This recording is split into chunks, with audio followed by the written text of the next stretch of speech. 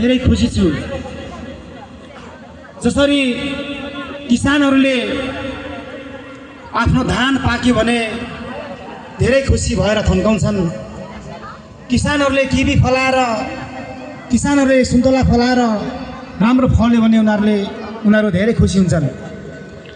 त्यसरी नै हामी समाज बनाउनको लागि, देश बनाउनको लागि हामी उत्रेका युवाहरू यसरी आज बौद्धिक व्यक्तित्वहरू, समाजसेवीहरू, हाम्रा बुबा समान आदरणीय गुरुहरू, तुतु तुम्याङहरू, आमाहरू अनि भाइ बहिनीहरू, जेनजी युवा पुस्ताका बहिनीहरू, भाइहरू, सर्वप्रथम यहाँलाई म जिल्ला कमिटीको तर्फबाट र मेरो व्यक्तिगत तर्फबाट यहाँलाई श्रमदानी अभिवादन टक्राउन चाहन्छु। जय श्रमदान, जय माटो। विशेषतः हाम्रो पार्टी भाषण आसन भन्दा पनि श्रममा, पसिनामा विश्वास गर्ने पार्टी हामी श्रमदाता हौँ। यहाँ अगाडि देखिराख्नु भएको छ, एउटा बेल्चाहरू देखिराख्नु भएको छ। हामी बेल्चा चलाउने पार्टी हो। हामी श्रम गरेर देश बनाउँछौँ भन्ने एउटा सोच बोकेका श्रमदाता हौँ हामी। आज यसरी यहाँ कार्यक्रम भइरहँदाखेरि हामी कुनै पार्टीलाई गाली गर्न, कुनै जातिलाई गाली गर्न, कुनै धर्मलाई गाली गर्न, कुनै वर्णलाई गाली गर्न हामी आएको होइन। आज सिर्फ हामी यो ठाउँमा अब यो देश श्रमले बनाउनु पर्छ। अब यो देशमा हामीले ढुङ्गा बोक्नु पर्छ, यो देशमा बेल्चा चलाउनु पर्छ, यो देशमा गीत गाउनु पर्छ अनि देशको विकास गर्नुपर्छ भन्ने हिसाबले हामी यहाँ अहिले आएका छौँ। हामी यसरी यहाँ बोलिरहँदाखेरि यहाँलाई विश्वास नलाग्न सक्छ, हामी साना फुच्चीहरू, हिजो अस्तिको भर्खरका भाइहरू केही नगर्ने होला जस्तो लाग्छ होला। तर हाम्रो श्रम संस्कृति पार्टीका अध्यक्ष हर्क साम्पाङलाई हेर्नुहोस्। हर्क साम्पाङ पनि एउटा फुच्चे केटो हो, भर्खरको केटो हो। तर हर्क साम्पाङले विश्व रेकर्ड कायम गरेको छ, गिनिज बुकमा नाम लेख्नु भएको छ। श्रम गरेर देश विकास हुन्छ भनेर एउटा उदाहरण दिनुभएको छ। जसरी हाम्रा भाइ बहिनीहरू हामीले कलेज पढेर डिग्री हासिल गरेपछि, हामीले विद्यावरी गरेपछि कालो टोपी त्रिभुवन युनिभर्सिटीले हामीलाई दिन्छ। त्यसरी नै हाम्रो पार्टीका श्रमपिता हर्क साम्पाङलाई विश्वले प्रमाण दिएको छ।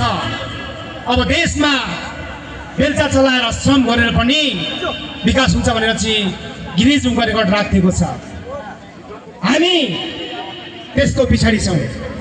यो देशमा मोटाएका, यो देशमा चस्मा लगाएका, यो देशमा ठुल्ठुला कोट लाएर ठुल्ठुलो भाषण गर्नेहरूले धेरै आइसके, तर विकास गरेको देखेका छैनौँ। अब हामी श्रम मार्फत चाँडै हामी यो देशको, यो गाउँको टोल टोल, वडा वडा, पालिका पालिका, जिल्ला क्षेत्र हुँदै तपाईँको प्रदेश हुँदै सङ्घमा हामीले त्यसरी नै गैदी चलाएर, बेल्चा चलाएर यो देशको मुहार फेर्न आएको छौँ।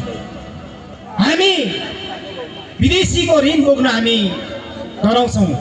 हिजो हाम्रा अन्य दलका नेताहरूले विदेशी ऋण ल्याएर उनीहरूको भुँडी फुलाएर, उनीहरूका छोराछोरीलाई अस्ट्रेलिया अमेरिका पढाएर, उनीहरूको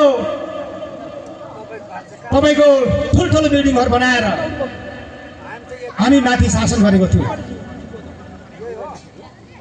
हाम्रा छोराछोरीहरूलाई खाडी मुलुकमा पठाएको थियौँ र उनीहरू बार बार यो देशमा शासन गरेका थिए। तर अब यो शासनको अन्त्य हामी गर्दैछौँ। यो शासनको अन्त्य हुनुपर्छ।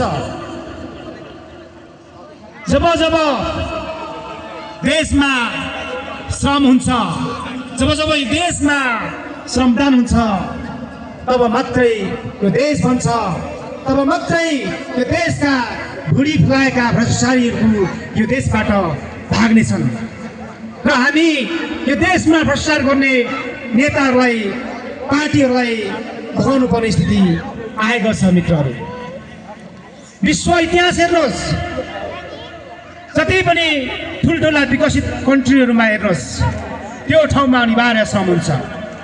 तपाईँको अमेरिका हेर्नुहोस्, अस्ट्रेलिया हेर्नुहोस्, चाइना हेर्नुहोस्, कोरिया हेर्नुहोस्, जापान हेर्नुहोस्, त्यो ठाउँमा अनिवार्य श्रम हुन्छ। त्यसले गर्दाखेरि अहिले विश्वको सबभन्दा धनी राष्ट्रहरूको रूपमा स्थापित छन्। चाइनाको एउटा ग्रेट वाल हेर्नुहोस्, चाइनाको ग्रेट वाल पृथ्वीको सबैभन्दा ठुलो वाल हो। त्यो वाल चन्द्रमाबाट पनि देखिन सकिन्छ भन्ने वैज्ञानिकहरूले भनेका छन्। त्यो ग्रेट वाल कसले बनायो, केले बनायो? त्यो श्रमदानले बनायो, त्यो श्रमले बनायो। जसरी चाइनामा ग्रेट वाल बनाए, ग्रेट वालले चाइनाको आर्थिक स्थिति भत्तै बढाएको छ, त्यसरी नै हामी नेपालमा पनि त्यस्तै किसिमका हामीले श्रमहरू गरेर विकासको फर्को मार्नेछौँ। यहाँ आज आदरणीय गुरुवर्गहरू हुनुहुन्छ, यहाँ दाजुहरू हुनुहुन्छ, बुवाहरू हुनुहुन्छ, मलाई धेरै खुसी लागेको छ। उहाँहरू हिजो धेरै पार्टीमा धेरै लामो सङ्घर्ष गर्नुभयो। तपाईँलाई म एउटा उदाहरण दिन चाहन्छु। कस्तुरी मृगको पुच्छारपट्टि एउटा उनलाई धेरै मनपर्ने सुगन्ध हुन्छ अरे। त्यो सुगन्ध चाहिँ आफ्नो पछाडि भएको सुगन्धले पत्ता लगाउँदैन अरे, र ऊ त्यो कस्तुरी मृग त्यो सुगन्ध खोज्न संसार पुग्छ अरे, र पनि त्यो सुगन्ध उसले पत्ता लगाउन सक्दैन। अन्तिममा आएर ती ठाउँमा बस्छ, कुद्दा कुद्दै त्यसको जवानी त्यतिकै त्यो मृगको मृत्यु भएर जान्छ, कस्तुरी मृत्यु भएर जान्छ। त्यसरी नै हिजो हामी परिवर्तनको लागि, देश विकासको लागि हामीले धेरै पार्टीहरूमा कुद्यौँ। कहिले एमालेमा कुद्यौँ, कहिले काङ्ग्रेसमा कुद्यौँ, कहिले माओवादीमा कुद्यौँ। हामीले पाएको छैनौँ। तर जसरी कस्तुरीको सुगन्ध आफ्नै पछाडिपट्टि थिएछ, त्यसरी नै त्यो देशको आमूल परिवर्तन गर्ने एउटा व्यक्ति हर्क साम्पाङ थिएछ। हामी बल्ल थाहा पाउँदैछौँ। त्यसले गर्दाखेरि अब हर्क साम्पाङको श्रम अभियानलाई तपाईँ, हामी युवाहरू, युवतीहरू, तपाईँ बुवा आमाहरू सबैजना एक भएर गोष्ठीमा आइसी भएर अगाडि बढ्नुपर्ने दिन आएको छ। आदरणीय विगत अग्रज व्यक्तित्वहरू हुनुहुन्छ, म यहाँहरूको अगाडि म धेरै बोलिराख्नुभन्दा पनि मैले जति जानेको छु मभन्दा यहाँहरूले धेरै जान्नुभएको छ। अहिले यहाँ सम्पूर्ण युवा पुस्ताका साथीहरू हुनुहुन्छ, मैले जति जानेको छु त्योभन्दा तपाईँले धेरै जान्नुभएको छ। त्यो किनभने अहिले नेटको जमाना छ, अहिले इन्टरनेटको जमाना छ, अहिले एउटा मोबाइलमा विश्वको चिजहरू हामी थाहा पाउँछौँ। त्यसले गर्दाखेरि मैले धेरै भनिराख्नुभन्दा पनि तपाईँहरूलाई सबै कुरा थाहा छ। त्यसले गर्दाखेरि अन्तिममा म के मात्र गर्नु भन्छु भने, अब यो फालुवादा गाउँपालिका वार्ड नम्बर 4 मा पनि श्रम संस्कृति पार्टी सक्यो र फालुवादा गाउँपालिका वार्ड नम्बर 4 श्रीन्देनमा श्रम संस्कृति पहिलो पार्टी भइसकेको भन्ने कुराहरू पनि मलाई अवगत छ र जानकारी गराउन चाहन्छु।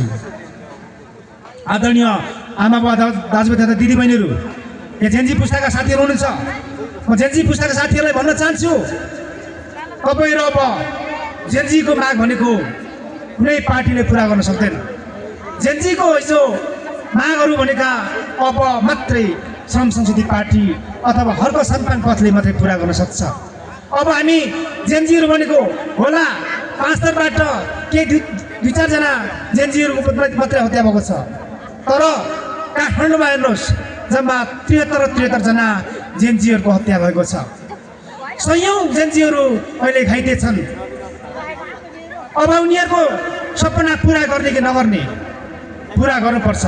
उनीहरूको सपना पुरा गर्नको लागि सम्पूर्ण हाम्रा जेनजी भाइ बहिनीहरू भतिजा भतिजीहरू अब श्रम संस्कृति पार्टीमा लागेर जेनजीको माग र जेनजीको सपना पुरा गर्नुपर्छ भन्ने कुराहरू राख्दै अब आज हाम्रो पार्टीको प्रमुख अतिथि जो यहाँले सायद युट्युबमा मात्रै देख्नु भएको होस् होला, कमैले देख्नु होला फिजिकली रूपमा, प्रवीण शेर्मा। उहाँले मुन्दु गर्नुभएको छ, उहाँले पालम गर्नुभएको छ, उहाँले थाकफारे गर्नुभएको छ, उहाँले लिम्बू गायन गर्नुभएको छ, नेपाली गानाहरू गाउनुभएको छ। उहाँले युट्युबमा देख्नु भएको थियो। आज तपाईँहरूले प्रत्यक्ष फिजिकली देख्नु भएको छ। त्यो तपाईँ हाम्रो सौभाग्यको कुरा हो र उहाँबाट केही राजनीतिक कुरा सहित आफ्नो गायनहरू पनि यहाँहरू समक्ष पस्किने कुराहरू जानकारी गराउँदै अब यो छिलिङदिन वार्ड नम्बर 4 जागेको छ।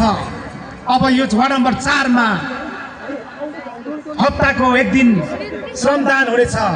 त्यो श्रमदान कुनै पनि बाटोहरूमा, कुनै पनि खानेपानीमा, कुनै पनि सिँचाइहरूमा, कुनै पनि स्कुलहरूमा, कुनै पनि मठ मन्दिरहरूमा त्यो श्रमदान हुने कुराहरू जानकारी गराउँदै अब आज एउटा नयाँ समिति बन्दैछ।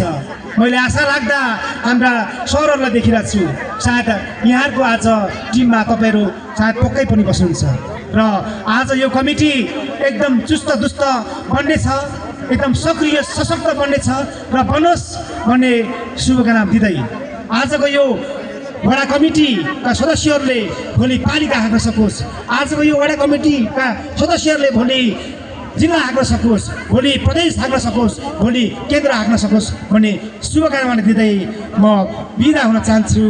जय बाटो, जय श्रमदान।